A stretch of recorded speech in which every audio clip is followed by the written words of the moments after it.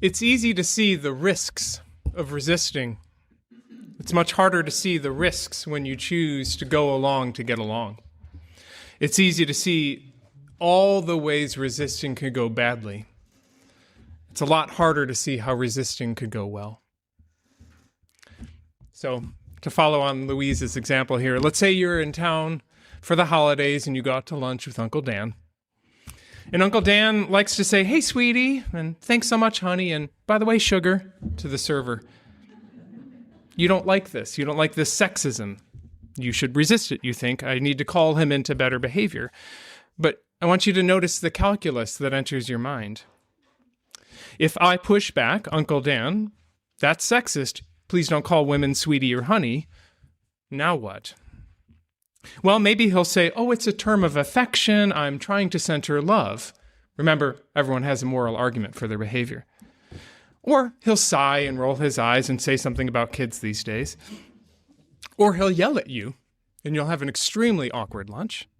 Or he'll get up and walk out and not talk to you again and blow up the family dynamic. Now, these are not all equally likely outcomes, but the risks vary from "that is definitely something I can handle" to "that is far more than I am willing to risk at this lunch." Now, you know Uncle Dan, so that helps. You have a pretty good sense of whether or not he'll take your resistance kindly or aggressively. But that possibility of the nuclear option lingers in your mind far more than the possibility of Uncle Dan apologizing and reconciling with the server. So there you are in these essential 2 seconds after, "Hey, sweetie," debating whether you want a nuclear war. So you'll notice the arguments against resistance start to form in your mind. I know Uncle Dan, he's a nice guy. He's trying to be kind. That's just how men in his generation do that. I'll cut him some slack. You know what? I'll bring it up tomorrow. This is the calculus of resistance, because it's so easy to see the risks of resisting and harder to see the risk of going along to get along. It's easy to see the ways it could go badly, and it's so much harder to see the ways that resisting could bear good fruit. Now, our math is skewed here, and we come by that naturally. Our brains hold on to terrifying possibilities much closer than they do to possible good outcomes. That is how we've survived as humans. Here's a thought experiment. 2,000 people in prehistoric human civilization.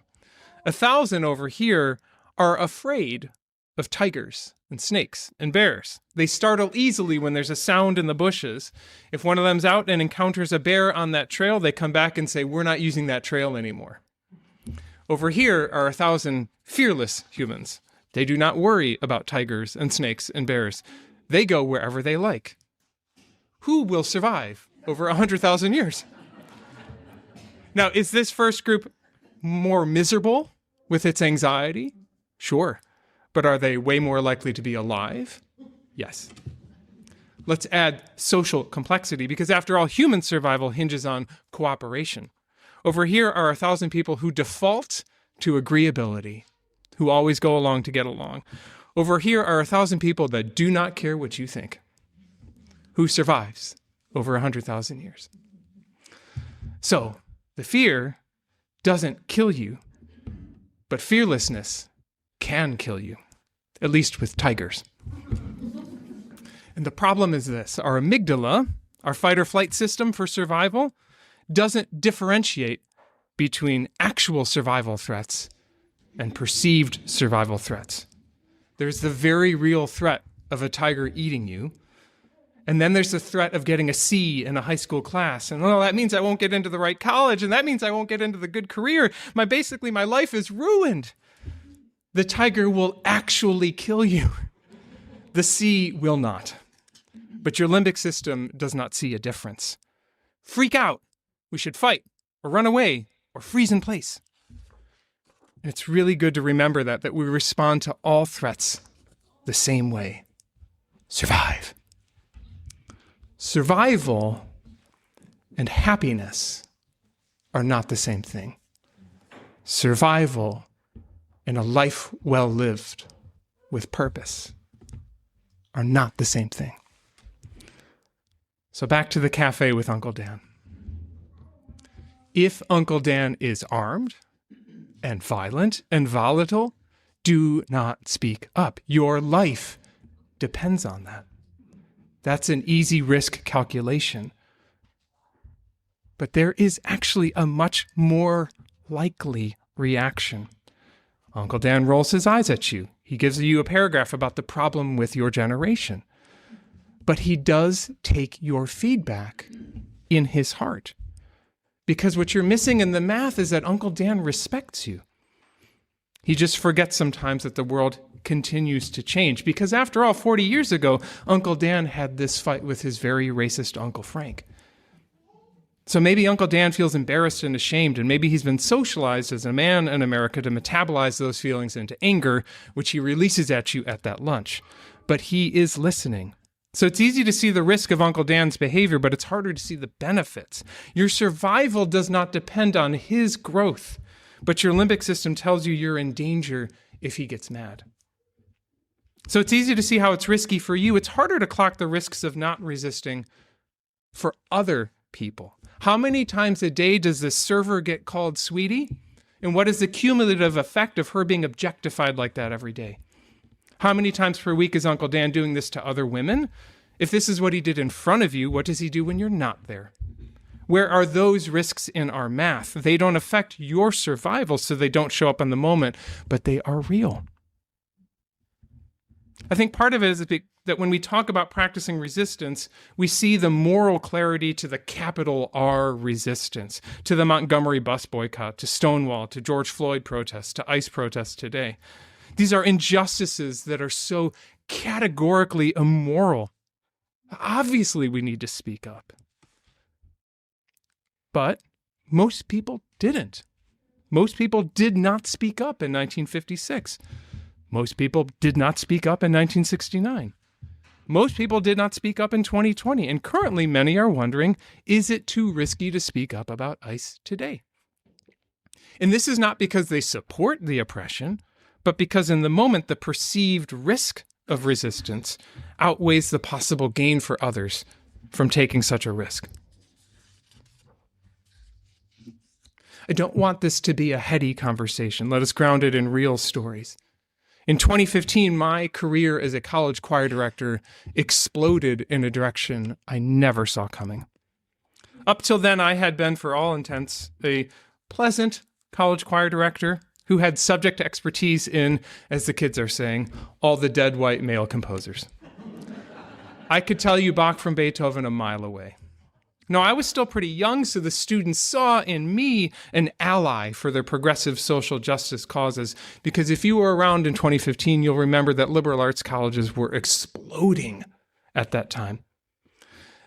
But suddenly they were saying, Dr. Sieck, the songs you're teaching are racist, they're patriarchal, they're heteronormative, they're Christocentric, and a variety of words that I only sort of knew.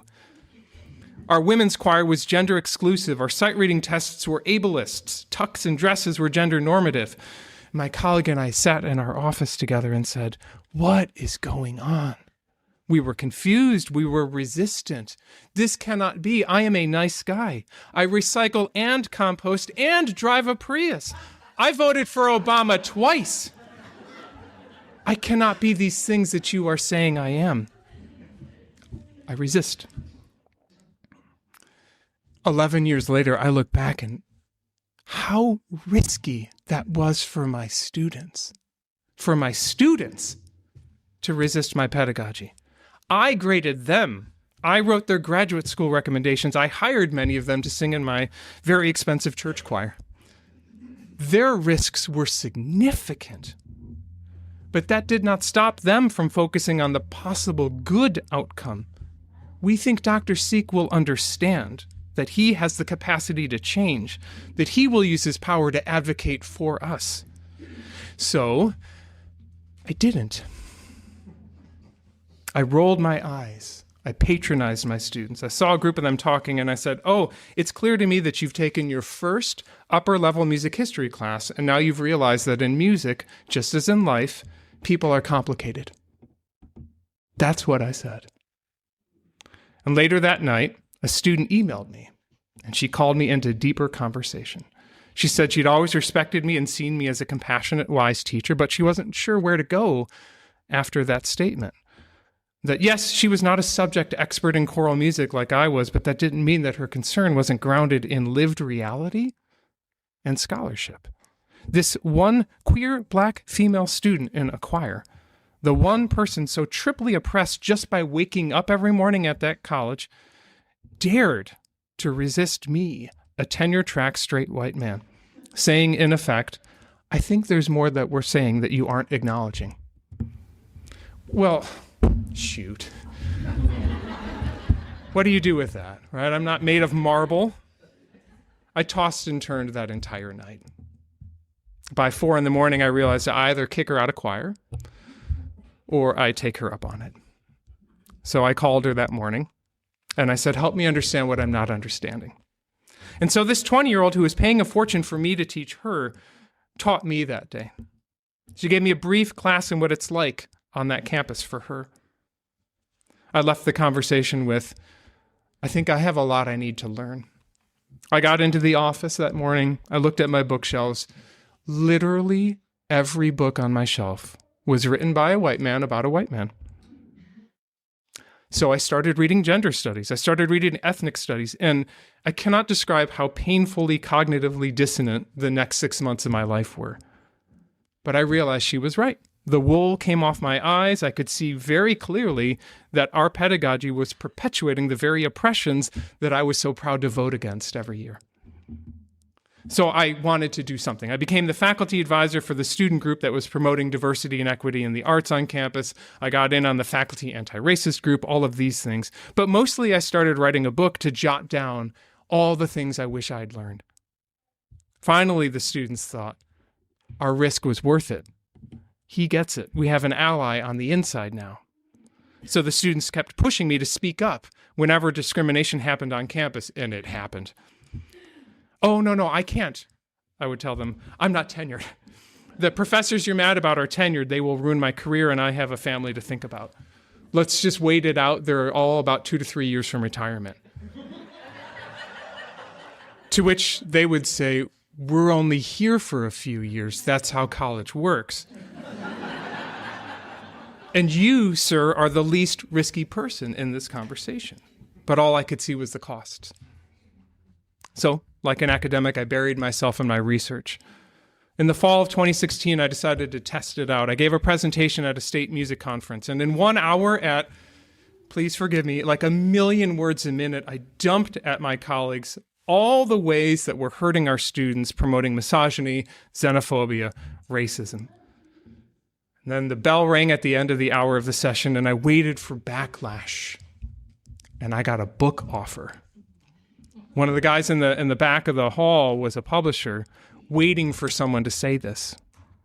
So he said, put that in a book and I'll publish it. So I felt so exhilarated writing. I'm doing the good work. I'm a you here. I'm reshaping the future of education. But then as we got to the final edits of the book, what they call the galley proofs, it hit me. Oh my God, this will end my career. I mean, there's going to be a subset of people that saw a public statement of witness for these agreed values, but it's also 200 pages of the woke DEI agenda if you don't see it that way. I mean, and to be clear, I was resisting a lot of very dearly held traditions. I was telling choir directors that the Christmas concert in your public school is a violation of church and state separation. They did not like that. I was telling people that adding a Hanukkah song to that concert doesn't help. It doesn't understand Judaism, and it's very tokenizing. I said, please stop teaching spirituals from the African-American enslaved experience if you're unwilling to talk about the enslavement. Please stop calling it women's choir. Please stop using tuxes and dresses. I'm giving you some of the highlights so you can notice your moment of Uncle Dan resistance, because I resisted all of it in 2015. So the book went out there and I waited for bomb threats, but they never came. I was doing a risk calculus of all the ways that my life would be ruined. What I failed to anticipate was that their risks also have positive benefits. Letters from teachers who said it changed their perspective. Letters from people who thanking me for speaking up for something that had driven them crazy for years. To be sure, and you can find these on the Amazon book review, a few comments, this is woke garbage. But what really helped me in the feedback was experts who wrote back and said, I appreciate where you're going, but it would be better if you said this other way. That's what a second edition is for. So it's very easy to see how resistance can go badly. It's so much harder to see how it could go well. And let's be clear, it is not the same thing to risk for all people in all situations, because we each have a different risk calculus based on who we are. I can think of no clearer example than this. I run by myself anywhere in Des Moines at any hour of the day. I don't know a lot of women who say that. I don't know a lot of black men who say that.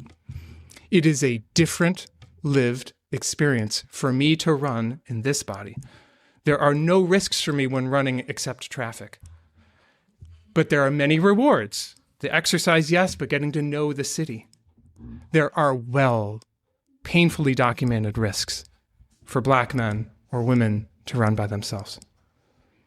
Here's another example. I see people leaving Iowa or America because they no longer feel safe, and I want to say, stay, fight. But I recognize that I'm the only identity in America that has ever truly been acknowledged as having inalienable rights. To live in a world with so much injustice means that the risks are not equally distributed among us. Some people wake up in danger.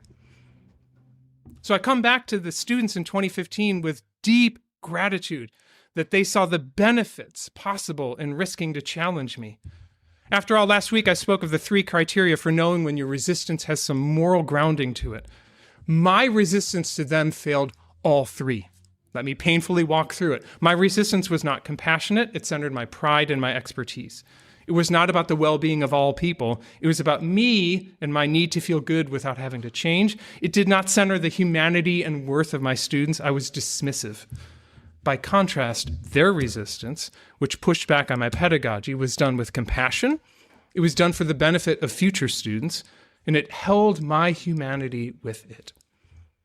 So that experience not just altered the course of my life, but it also helped me reframe what justice work can look like. Yes, sometimes we need a public moment, a community vigil to hold our collective grief and anger. Sometimes we need a giant public rally to remind ourselves we don't want kings in America. But most of the time, the resistance that leads to actual change and transformation happens over a lunch date with a person you love.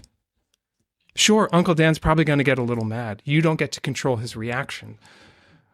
But I want to say this. It's much sadder to arrive at Uncle Dan can't change. God, I hope the younger generations in my family never arrive at such a sad judgment of me.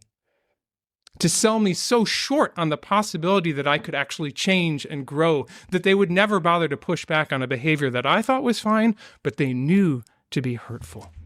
Don't ever sell me that short. The spirit of resistance around the lunch table is rooted in a you value. You're thinking love, and sure, part of that is that I would love an Uncle Dan enough to say something to him. But I'm talking about transformation, one of the 6 principles articulated in our new Article 2 revisions.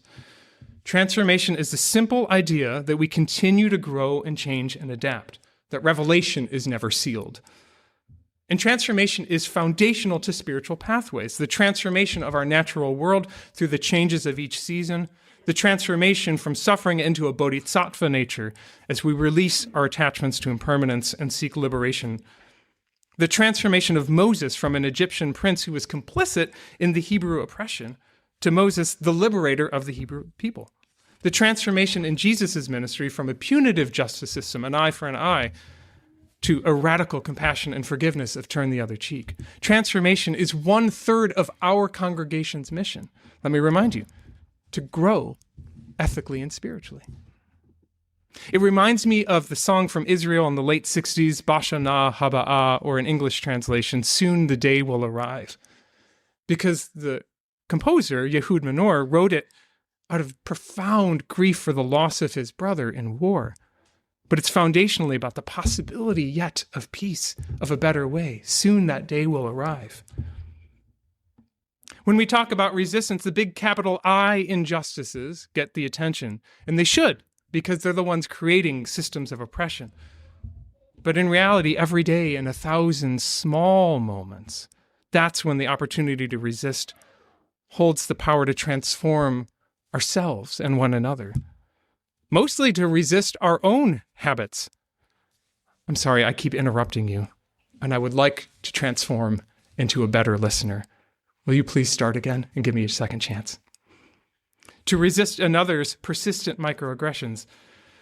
Uncle Dan, I know you mean well, but I want to tell you that most women today receive that language as pretty diminishing.